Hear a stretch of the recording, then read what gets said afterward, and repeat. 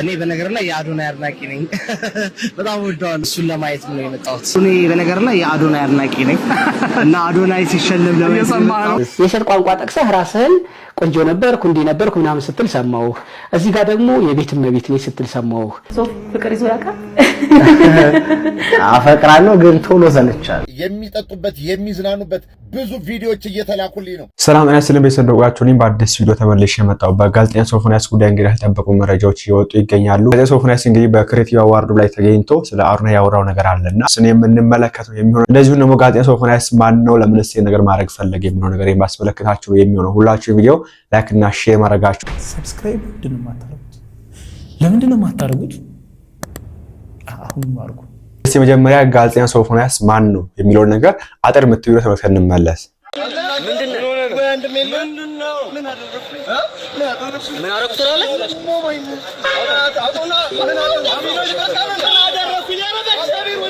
አራት ኪሎ ያበቀለችው አቡሽ የቤት ስሙ ነው። ዘናጭ ነው እሱ በልጅነቱም የዘጠናዎቹ ትውልድ የፎቶ አነሳስ ሰለባ ጎበዙ ተማሪ ህይወትን ለማሸነፍ ብዙ ውጣ ውረዶችን አይቷል።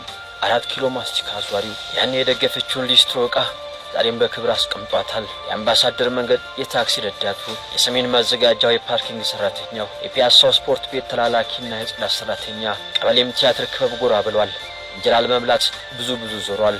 በብዙ ሙያ ቀዳዳዎቹን ለመድፈን ጥሯል። መምህርነት ህልሙ፣ የኮቶቤው መምህር፣ የማይክሮሊንኩ አካውንታንት፣ ስለ ህልሙ በነጻ ቀጠሩኝ ብሎ ለኢቲቪ ደብዳቤ ጻፈው ህልመኛው ወጣት ጋሽ ውብሸት ወርቅ አለማው ጋር ተመላልሶ ስለ ማስታወቂያ ብዙ ልምድ ቀስሟል። ስለ እናቱ ቢያወራ የማይሰለቸው የዋት መልኳን ግርማ ሞገሷን ዘበናይ ነበረች እኮ ሰላምዬ እኔን ያላባት ስታሳድግ መልኳን ያጣች እናቴ ይቿት የኔ ጀግና የዋት በ6 ወሬ ከጉልበቷ ላይ አውላኝ ጉልበቷን ያጣች ብሎ ዛሬም ጥሏት መውጣት ዳገት የሆነበት በ60ኛ ልደት በዓሏ ላይ ሰርፕራይዝ ያደረጋት ካባ ደርቦ ዳግሜ ሞሸራት አበባ ያስበተነላት በርካቶች በታደሙት ዝግጅት በእንባ ያመሰገናት እጁን ነክሶ ስለ እሷ በእንባ የተናገረ ሶፊ የእናቱ ልጅ የባቡል ኬሩ የበጎ አድራጎት ድርጅት መጀመሪያው ጎብኚ ጋዜጠኛ ስለ በጎነቱ በወረቀት የተመሰከረለት ታዋቂ ሰዎችን ወደዚህ ደጅ የሰበሰበ ስለ መልካም ስራው ተቆሞ የተጨበጨበለት ጋቢ የሚደረብለት አምባሳደሩ የሙያችን ተምሳሌታችን ኢቲቪ ገብቶ ህልሙን የኖረ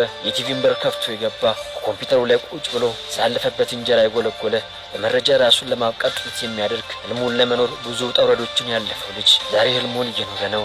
የቲቪ ስቱዲዮ መመላለሻው ነው። የእሁድ መዝናኛ ወንበር የሚጠብቁት ባለአስተማሪ ታሪክ ባለቤቱ ጋዜጠኛ ሶፎንያስ ሲሆን ዋው በጣም ነው የሚያሳዝን ታሪክ ነው ያለው። አሁን ደግሞ ያለበት ስንመለከት የሆነ አንዳች ነገር እንግዲህ ከኋላ የገፋው ነበር እንመለከታለንና እንደዚህ አይነት ሰዎችን መንፈስ እንደሚጸናወታቸው ምንም ጥያቄ የለው ነገር ነው። መንፈሳዊ ሰው ሆናችሁ እንደዚህ አይነት የሚገባ ሰው ካለ ያው መንፈስ ሲነካዋል የሚታወቅ ነገር ነውና ይሄን ነገር ራሱን ሲናገር ነበር ባይሰው መንፈስ ይዞኝ ነበር ብሎ ሲናገር ነበርና መጀመሪያ ግን እስቲ ብሩክ ወንድማችን ሙሲ ሰለሞንን እግር ስሟት። ዛሬ ከጓደኛዬ ጋር ያወራን ነበርና ዓለማችን ላይ ስላለው ነገር ስለ ጾታ መቀየር ስለ ተመሳሳይ ጾታ ጋብቻ ስለ አጠቃላይ ብቻ አሁን ላይ አዲስ እየመጡ ያሉ ነገሮች አሉ እና የሆነ ነገር አልችና እንደ መገለጥ ነገር ነው ጭንቅላት የተቀበለ ለእናንተ ባጋራችሁ ይጠቅማል ብዬ አስብ። ምን መሰላችሁ ጉዳዩ ብዙ ጊዜ ተመሳሳይ ጾታ ጋብቻ ወይም ደግሞ እንደዚህ አይነት ነገር ውስጥ ያሉ ሰዎችን ከሜንታል ኢልነስ ወይም ደግሞ ከአይምሮ በሽታ ጋር የመያያዝ ነገር እኔ ብቻ ሳይሆን ያልኩት ብዙ ሰዎች እንደዚህ ያስባሉ። መረጃዎች እንደሚሉትም ከሆነ ደግሞ ከ2 እጥፍ በላይ እነዚህ ሰዎች በሜንታል ኢልነስ የመጠቃት እድል አላቸው እና ካልተሳሳትኩኝ በጣም ብዙ ሰዎች ብዙ መድረክ ላይ ይሄንን ሲያወሩ ሰምቻለሁ። ስለዚህ ጉዳይ ያወራን መጽሐፍ ቅዱስ ላይ ያለውን ይሄንን ቃል ነገረች። እግዚአብሔርን ለማወቅ ባልወደዱት መጠን እግዚአብሔር የማይገባውን ያደርጉ ዘንድ ለማይረባ አይምሮ አሳልፎ ሰጣቸው እና ሳስበው አንዳንድ ጊዜ ጉዳዩ አይምሮ ጋር ያለ ነገር ሐሳቡ መለሳለሁ ግን እዚህ ጋር የሚዘረዝራቸው ነገሮች የእውነት ነው የሚያስገርም ማለት ቃሉን አንብቤ አውቃለሁ ከዚህ በፊት ግን በዚህ ልክ አልተረዳሁት። ዘርዝርላችሁ ለዚህ እግዚአብሔር ለሚያስነውር ምኞት አሳልፎ ሰጣቸው። ሴቶቻቸውም ለባህሪያቸው የሚገባውን ስራ ለባህሪያቸው በማይገባው ለወጡ ማድረግ የሚገባቸውን ነገር ማድረግ በማይገባቸው ማለት እንዲሁም ወንዶች ደግሞ ለባህሪያቸው የሚገባውን ሴቶች መገናኘት ትተው እርስ በርሳቸው በፍትወታቸው ተቃጠሉ። ወንዶችን በወንዶች ነው አድርገው በስተታቸው የሚገባውን ብድራት በራሳቸው ተቀበሉ እና ይሄንን ዝርዝሩ ነው 28 ላይ እግዚአብሔርን ለመግባል ድዱ መጠን እግዚአብሔር ለማይገባውን ያደርጉ ዘንድ ለማይረባ አይምሮ አሳልፎ ሰጣቸው። ከዛ ደግሞ በጣም የገረመኝ ነገር ምንድነው ብዙ ጊዜ እንደዚህ አይነት ነገር የሚመጣው ከመብት መለጠጥ ወይም ደግሞ መብት እየተባለ እና ህፃናት ሲያድጉ ነው መብቴ ነው ተብሎ ወላጆቻቸው መታዘዝ አቁመው እዚህ ጋር የሚደርሱ እና 30 ላይ ምን ይላል ለወላጆቻቸው የማይታዘዙ የማያስተውሉ ውል የሚያፈርሱ ፍቅር የሌላቸው ምህረት ያጡ ናቸው ይላል። እና የዛን ጊዜ የተጻፈ መጽሐፍ አሁን ላይ ስቲል አፕላይ እንደሚደረግ ሳየው አሳቅ። ብዙ ጊዜ እንደዚህ አይነት ሰዎች ካያችሁ አይዘር ዲፕሬስድ ናቸው፣ አንዛይቲ አታክ አለባቸው፣ ፓራኖያ ያለባቸው፣ ሱሳይዳል ናቸው፣ ወይ ደግሞ ሰብስታንስ አቢዩዝ አለባቸው። ብቻ ይህንን ነገር እንደ ቀላል አትቁጠሩት። በተለይ ደግሞ ወላጆች ልጆቻችሁን ተከታተሉ። እንደዚህ አይነት ነገር ስታዩባችሁ አስቁሟል። የሚያዩትን ፊልም ደግሞ በተቻላችሁ መጠን ለመቆጣጠር ሞክሩ። ኔትፍሊክስም ሆነ የትኛውም አኒሜሽን ፊልም በጣም ተበላሽቷል። ሁሉም ፊልም ላይ እንደዚህ አይነት ነገር ሰብኮንሽስሊ ፊድ እየተደረገ ነው። ወንድማችን እግዚአብሔር እንደዚህ ነገር እንግዲህ በነበረ እስር ቤት ባልገባበት ሰዓት አሁን ላይ እስር ቤት ነው የሚገኘው። እንግዲህ ሙሴ ሰለሞን እና ተናግሮ ወይም ደግሞ አሳስቦ ነበርና ራሱ ጋዜጣ ሶፎንያስ በሆነ ሰዓት ላይ በእነዚህ አይነት ነገር የተጠቀሰው እንደሆነ ሲናገር ነበርና ተመልከቱት። ራሴን ለማጥፋት ሁሉ ሞክር ነበር። ሰው ማግኘት በጣም ያስጠላኝ ነበረ። ፍቅር ይዞ ያውቃል። አፈቅራለሁ ግን ቶሎ ሰለቻለሁ። በዚህ አጋጣሚ ቆንጆ ቀይ ሴት ነው የምወደው። እግር ካወጣሁ በኋላ ግን ታሰርኩኝ። ባይዘወይ በሰዓቱ የሚረዳው ሰው ጠፍታ እንጂ ወንድማችን ተናግሮ ነበርኩ። በእያንዳንዱ ሚዲያዎች ላይ ሲቀርብ የሚያወራው ነገር ምናምን የሚረዳው አካል ነበር የጠፋ እንጂ ያስታውቅ ነበር። የምሬ ነው። ራሴን ላጠፋ ነበር፣ ዲፕሬሽን ነበር፣ ሁይ ፍቅር ይዞ ያውቃል፣ አይዘኝም ምናምን፣ እንደዚህ ነኝ ምናምን፣ ሰለቻለሁ ምናምን ግልጽ ነገር ነበርኩ። ግን የሚረዳው ሰው አካል ጠፋ። ምክንያቱም ያው ታዋቂ ስለሆነ ያው ዝም ብሎ ከዚህ ነገር ነው ከዚህ አኳያ ነው ምናምን ብለን እኛ ኢትዮጵያውያን ጀጅ ማድረጋችን ስለማይል ነው እንጂ ተናግሮ ነበርኩ። ቀድሞ የተረገመ ሰይጣን እንደለከፈው እኮ ያስታውቅ ነበር። ግን የሚረዳው አንድም አካል አልነበረም። ኢቨን እንኳን እግረኛው ሚዲያ ላይ ቀርቦ ሲናገር ምናምን ነገሮችን የሚመልሳቸው መልኩ በቸለልተኝነት ግዴለሽነት ሲመልሳቸው የነበሩ ነገሮች ራሱ እነዛ ራሱ ምልክት ነበሩ። ግን ማንም ሰው አልተረዳው። ማንም በእውነት የምሬ ነው። ወንድማችን ቅድስት ድንግል ማርያም በእውነት የምሬ ነው ካለበት ችግር እሷ ታውጣ፣ ስውሯ ማርያም እሷ ታውጣ። እግዚአብሔር ኢየሱስ ክርስቶስ ካለበት ችግር እሱ ያውጣ። በእውነት የምሬ ነው። እሱ ነው ሊያወጣ የሚችለው። ሌላ ማንም ኃይል አያወጣም። ሰው አያወጣም። ሰው ማማት ብቻ ነው፣ ወሬ ብቻ ነው። ምንም ማድረጋችን ግን ነገሩ ሳይስፋፋ እኛ ውድ ኢትዮጵያውያን ደግሞ በተለይ ደግሞ ከመንግስትና ህዝብ አንድ ሆኖ ተዋቅሮ ሲሰራ ችግሮችን ኢትዮጵያ ውስጥ ያሉ እነዚህን አላስፈላጊ ከባህል ከካልቸራችን ከእምነታችን ጋር ማሄዱ ነገሮችን በጋራ ሆነን ማስወገድ የጋራ ስራ ነውና ብቻ ወንድማችን እግዚአብሔር ያጽናህ። በእውነት የምሬን ነው። እግዚአብሔር ካንተ ጋር ይሁን። ቅድስት ድንግል ማርያም እሷ ካንተ ጋር ትሁን። ምንም ማድረግ አንችልምና ነገሮችን ከዚህ በፊት ተናግረህ ነበር። የሚረዳህ አካል ጠፋ እንጂ እኛ ወንድም እንደምትመለከቱት እንግዲህ እሱ ራሱ በዚህ መንገድ ተናግሮ የነበረ ሰው ነውና እነዚህ አይነት ሰዎች ስንመለከት ገና ሲጀምራቸው አካባቢ ወደ ጸበል ቦታ ወደ መንፈሳዊ በሚያምንበት እምነት ወደ የሚሻለው ቦታ መውሰድ አለብን ብዬ አምናለሁ። እንደዛ ከሆነ በስተቀር አሁን እንግዲህ የገባበት ነገር እንደምትመለከቱት ነውና አይ ብሎ የሚቆሙም አሉ፣ ወይ ደግሞ ይሄን ነገር አክርረው እንዲሁም በቃ ተገፍቶ ነው ሳይወድ ብግዱን የገባበት ያ የሚናገሩም አሉና እሱን ተቃውሞ ወንድማችን የሰራው ተመልከቱ። በዚህ ልጅ ጉዳይ አስተያየት የምትሰጡ ኮመንት ላይ ምናምን እያየሁ ነው ማለት ነው። አትመጸዳደቁበት፣ አትመጸዳደቁ። ምን ምስኪን ነው። ምንድነው ያለችው? አንዷ ደግሞ ሲጀምር ምንድነው ወዶ እኮ አይደለም አካካም ወዶ ነው መርጦ ተመሳፈሪያ እንትን ብሎ ፒጃማ ምናምን ያለው እካክ ቆሻሻ ወዶ አይደለም ትላለች። እንዳይንጠለጠልም እንዴ ይንጠልጠል። ራሱ መቆጣጠር ካቃተው ይንጠልጠል። መኖረው ስለ 5 ደቂቃ ምናምን አይደለም። እሱን ባዶ ነው እንትን ይላል። ይሄ ለወንድ ልጅ ስሜት ነው፣ ፍላጎት ነው፣ ወንድ ልጅ መውደድ ነው። እዚህ ጋር አንዴ እንትን ስለተባለ ተላ ምናምን ፍላጎት አሳደረበት አይደለም። እሱ በምናምንም እንትን ብሎ ዘው ጓዳ ማብረድ ይችላል። አካካም ይሄ ስሜት ነው፣ ለወንድ ልጅ ፍላጎት ማሳደር ነው። አታሰማምሩት፣ አታቆለጳብሱት። በሽታ ነው፣ ሰይጣን ነው ምናምን። ይንጠልጠል። ራሱ መቆጣጠር ካቃተው ወንድ ልጅ አይደል እንዴ? በቃ ይንጠልጠል። ቁጭ ብሎ መንጠልጠል ነው። በቃ አለቀ።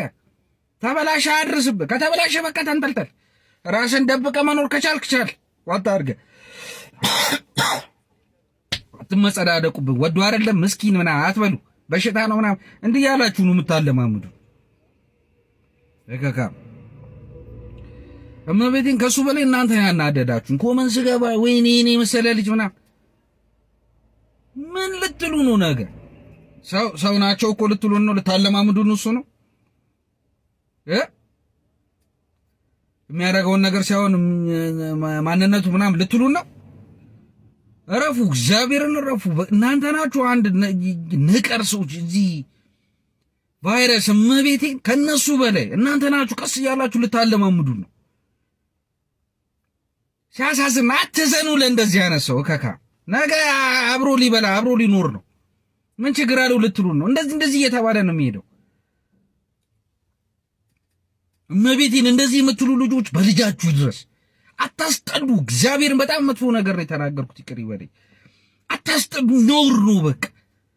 ተጠየፉ። እንዴት ነው ማትጠየፉት? ምስኪን ምናምን ትላላችሁ። በሽታ ነው ወዶ አይደለም ነው ለዚህ ጀስቲፋይ ልታረጉለት ነው? እረፉ፣ እግዚአብሔርን እረፉ። ከካምሻላ ፈታምን ቆርጦ መገራገል ነው ይሄንን።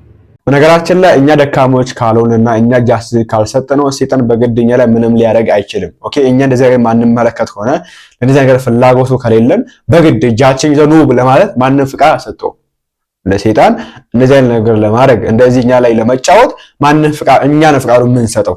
ኦኬ አንተ ወደ ከፈቀድክለት ወደ ህይወት ገብቶ ያበላሻል። ሳታውቀው በግድ ያስገባሃል። የሆነ ሰዓት ላይ እዛው ራስን ታገኛለህ። ራይሊቲው እሱ ነው።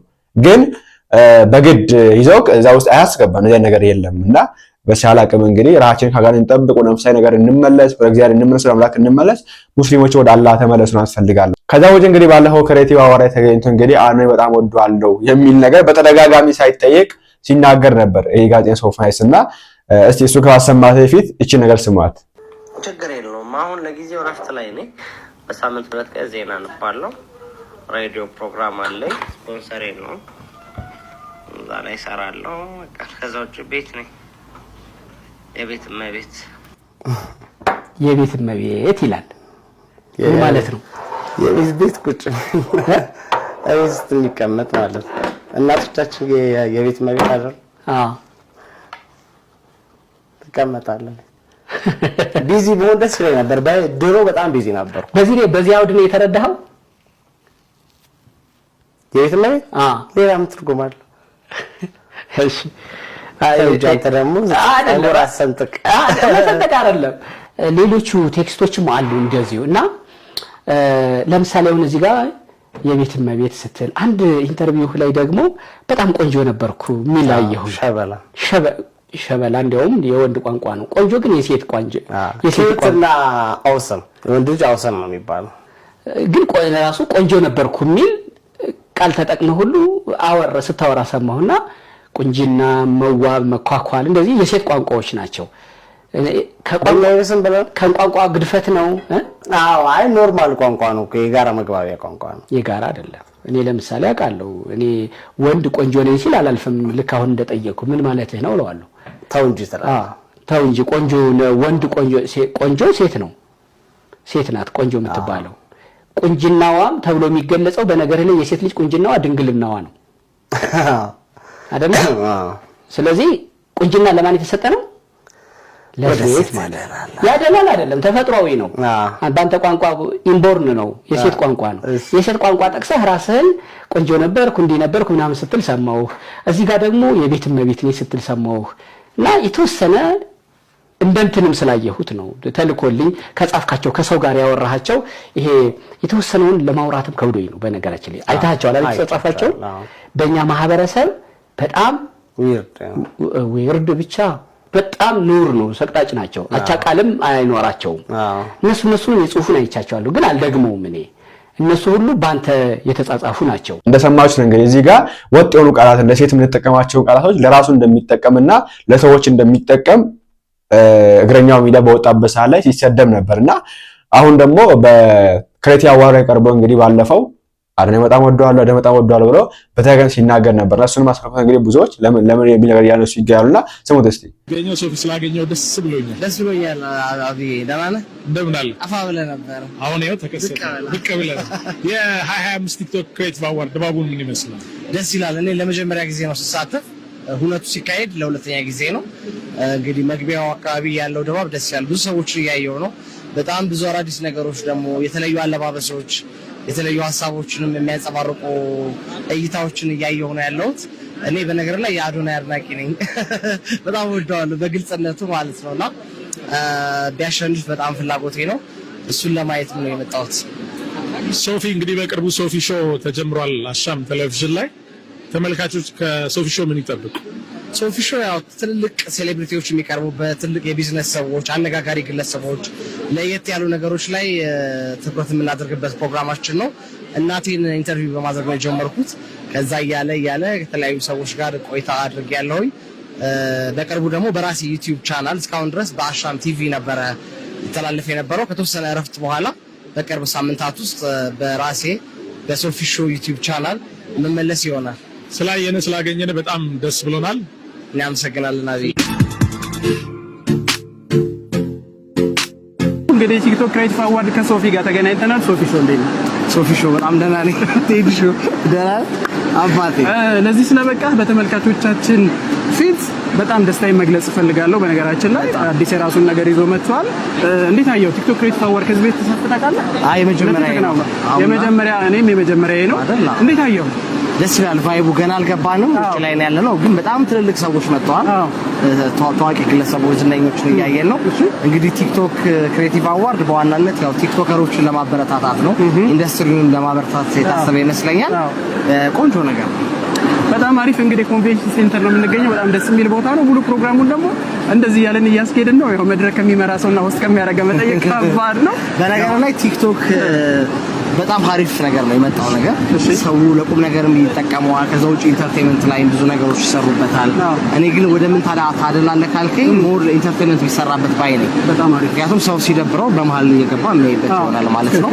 ከዛ ውጪ ደግሞ መረጃዎችን እንደዚሁ ማስተላለፍበትን መንገድ ሊሆን ይችላል እና በጣም ብዙ ሰዎች አሉ። እኔ በነገር ላይ የአዶናይ አድናቂ ነኝ እና አዶናይ ሲሸለም ለማየት እና መልካም እድል ለማለት ፈልጋለሁ። ቴንክ ዩ። ይደርሰዋል በዚሁ ቴንክ ዩ። እንግዲህ በተደጋጋሚ እንደሰማችሁት አዶናይ በጣም ወደዋለሁ ሳይጠይቅ ነው እየተናገረ የነበረውና ሳይጠይቅ መናገሩና በዚህ ልክ እንትን ማለቱ ብዙዎችን እንግዲህ ጥያቄ ውስጥ ከቷል። ለምን የሚል ነገርና ያው ሰውን እንግዲህ የተለያየ ምክንያት ይወዳል። አሁን ላይ ያፈቅርሃል እወዳለሁ ሌላ ቃላት እንግዲህ ያልፈለግናቸው ሰዎች ተጠቀሙትና ቀሩ እንጂ የሚባል ኖርማል ነገር ነበር። ለምሳሌ ያክል እነሱ ለሚጠቀሙት ቃሉን መተው አለብን አይደለም። በነገራችን ላይ እዚህ ጋር ያለብን ነገር እነሱ የሚጠቀሙት ነገር ሁሉ መተው ካለብን መስቀልም ይጠቀማሉ። ሰማይ ላይ ያለውም የኦርቶዶክሲያን እንግዲህ ድንግል ማርያም መቀነት ብሎ የሚያምኑት ምንድነው በዚህ በእነዚህ ሰዎች ዘንድ የራሳቸው ባንዲራ ነው መገለጫቸው ነውና እነሱ ያሉት እኛ መተው አለብን አይደለምና በዚህ ነገር ደጋግሞ እንግዲህ ስለ አዶናይ ሲናገር ነበርና እናንተ በዚህ ጉዳይ ምን ትላላችሁ? ነው ያሳችሁን አስቀምጡልኝ። ወንድማችን ገብረ ኢየሱስ የሚያነሳው ሐሳብ አለ እንስማው።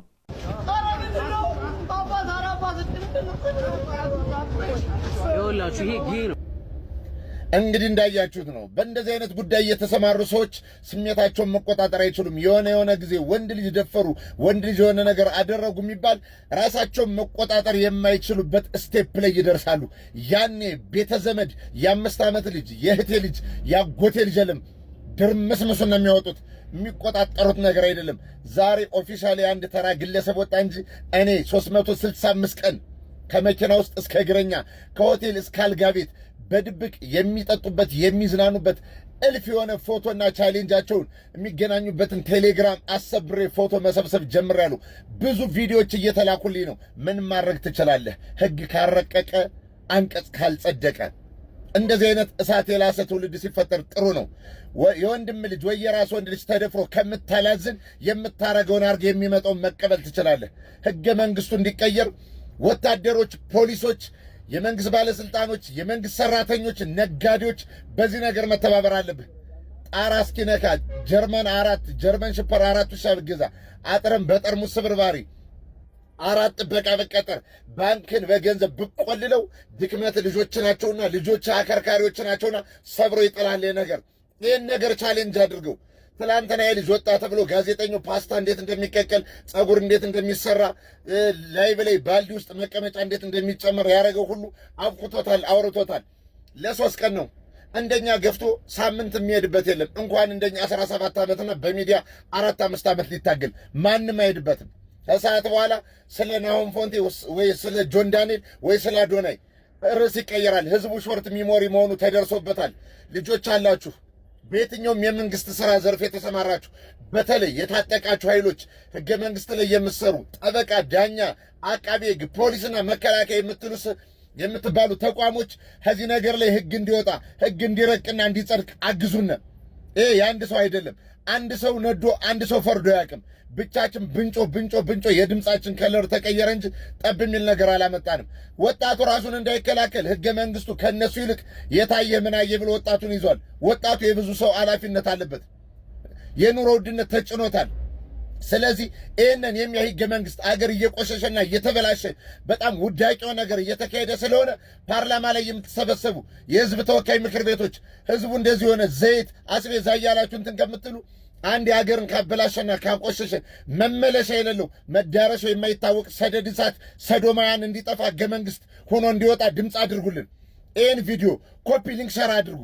እንደኔ አይነት የሚታገሉ ሰዎች አካውንታቸው የመጨረሻ ዋርኒንግ ተሰጥቶ ባን ይደረጋል።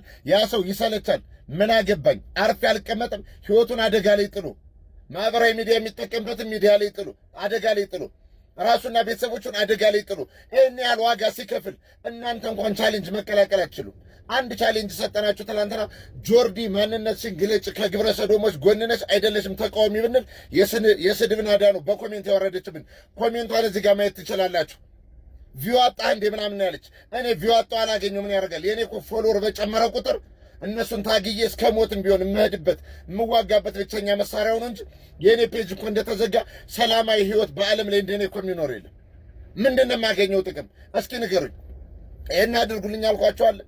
ይሄን አድርጉልኝ ብያቸዋለሁ። ላይቭ ለሚጫወተው አንበሳ ድራጎን ስፔስ ሲወርድ ነው የሚያድር።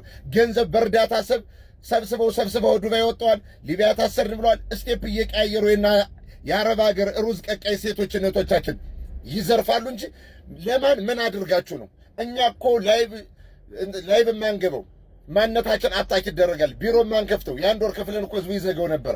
መገኛ ቦታችን አንድ ብሮድካስት ብንከፍት ተከታትለው ነው የሚያጠፉን። መውጫ መግቢያችን አይታወቅም። በየደረስንበት መንገድ በሄድንበት ቦታ የምንሰራው እንደ ውሃ ተንቀሳቃሽ ሆነን ነው። እነሱም ስቴፓቸውን ይቀያይራሉ። ወንድማችሁ ገብረ ኢየሱስ ነኝ። አሰልቹ ካለዛ እንደ ኤችአይቪ ኤድስ በቤታችሁ ገብቶ መድኃኒት እየሳጩ የምታስታምሙትና አንገት ተሰብሮ የምትኖሩበት ህይወት ነው የሚኖራችሁ። መከላከያ፣ ፖሊስ፣ የጸጥታ ዘርፍ አካል፣ የመንግስት ተቋማት ይሄን ነገር ቻሌንጅ አድርጉት። ዝም አትበሉ። አገር እጠብቃለሁ ብለህ እዛ ብትዋጋ ስትመጣ ወንድምህ ወይ ወንድም ልጅ ተደፍሮ ካገኘ አገር አልጠበቅም። አገር ማለት ትውልድ ነው። አገር ማለት ዛሬ የሚያድጉ ህጻናት ነው። በምዕራባውያን በአሻንጉሊት ፊልም ተሰርቶ የተላከላቸው ከሚወዱት ቀለም ሬንቦ ጀምሮ በሚበሉት አይስክሪም የሚያስተምሯቸው ዌክ አፕ ተማርኩ የምትል ወላጅ ካለህ ንቃ። ልጆችን ጠብቅ። ዩቲዩባቸውን ቀማ። መዝሙር ክፈት፣ መንዙማ ክፈትለት። ሙስሊም ከሆነ ስልኩን እጁ ላይ ንጠቅ። ቴሌቪዥኑን ዋይፋይ አጥፋ። የልጆች ጊዜ ክፈትለት። አኒሜሽን አስተማሪ ብዙ ነገር አለ። ቋንቋ በአማርኛ በፈረንሳይኛ አስተምረው። ስልኩን እጁ ላይ ቀማ። መጠጥ ተጋድመ ቲክቶክ ለማየትና ምንም አታርገውን ነገር ቄችን አሳብጠኝ ሶፋ ላይ ለመተኛት ለልጅሽ ታብሌት ሰጠሽ። ትውልድ አትግደይ። ለወደፊቱ ላይቭ ስገባ በሰፊው የምንነጋገርበት ይሆናል። ቁጥር 2 ፔጅ አለ። ሁሌም እንደምነግራችሁ ይሄ ፔጅ በቆሻሾች አይን ገብቷል። አንድ ሪፖርት ጋይድ ውስጥ ካስገቡት እግዚአብሔር ምስክሬ ነው በጣም ካንስል ለሚያደርጉት ቁጥር 2 ገብረ ኢየሱስ ቱም ይለታች አለ። እሱም ፎሎ አድርጉ። ይሄኛውን ከዘጉት ያኛውን እንደዚህ 200 ሳስገቡት እንታገልበት እንጂ እንብላበት አላለም። ማንም ዋሽቶና የዞረ ጫማ ለብሶ አድቨርት እየሰራ ገንዘብ ሲሰበስብ ነው የሚውል። እኛ እንታገል ነው ያለ። የጀመርነው ዓላማ አለ። በእግዚአብሔር ፊት ስንቆም የማናፍርበት ትውልድ የምናድንበት ፔጅ ነው። እግዚአብሔር አምላክ በሚያውቀው ሌላ ነገር ይላል ብለህ ካሰብክ አድቨርት መዚህ በኋላ ላልሰራ ልምል እችላለሁ። እኔ ገብረ ኢየሱስ ነኝ። እመላለሳለሁ። ግብረ ሰዶም ከዚህ ምድረ ገጽ ሳይጠፋ ሌዝቢያንነት ሳይወድም እንቅልፍ መተኛት የለም፣ ማንቀላፋት የለም።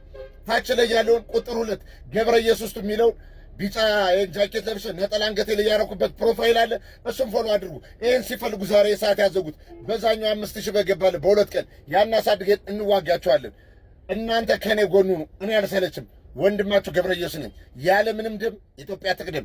ትውልድና ህጻናት ይቀጥላሉ። እናስ ቪዲዮአችን የሚመስል ነበር። አሁንም ቢሆን ማለት የፈለገው ነገር መንግስት እንግዲህ በእነዚህ ሰዎች ላይ እርምጃ እንዲወስድ እንጠይቃለንና እነዚህ ሰዎች አስመልክቶ በጣም ብዙ ፋይል ያለው ሰው አለ። አንዱ ጋር ወንድማችን ገብረ ኢየሱስ ነው። ከዛ ውጪ እንግዲህ ብዙዎቻችን ፋይል አለን ስለዚህ ሰዎች። ኦኬ የሆነ የምታውቁት ሰው አለ፣ ጠገባችሁ ያለ ሰው፣ ከሩቅ በቅርብ በሚሆነ ሰው የምትገምቱት የምትጠረጥሩት ሰው አለ።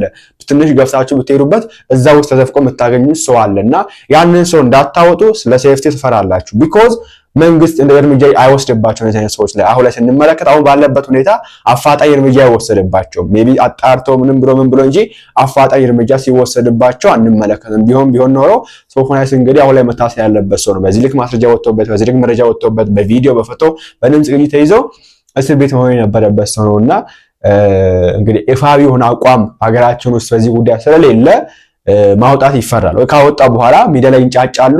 ከዛ እኔ ደግሞ ሌላ ረስኩስ ነው የምትገባው አንተና እሱ ስለምትፈራ ነው እንጂ ብዙ ሰው ፋይል አለው ማለት ለመናገርና ከትንሽ እስከ ትልቅ ማለት ነውና መንግስት ይሄን ነገር እንዲመለከተውና ትኩረት እንዲሰጠው ያስፈልጋለሁ።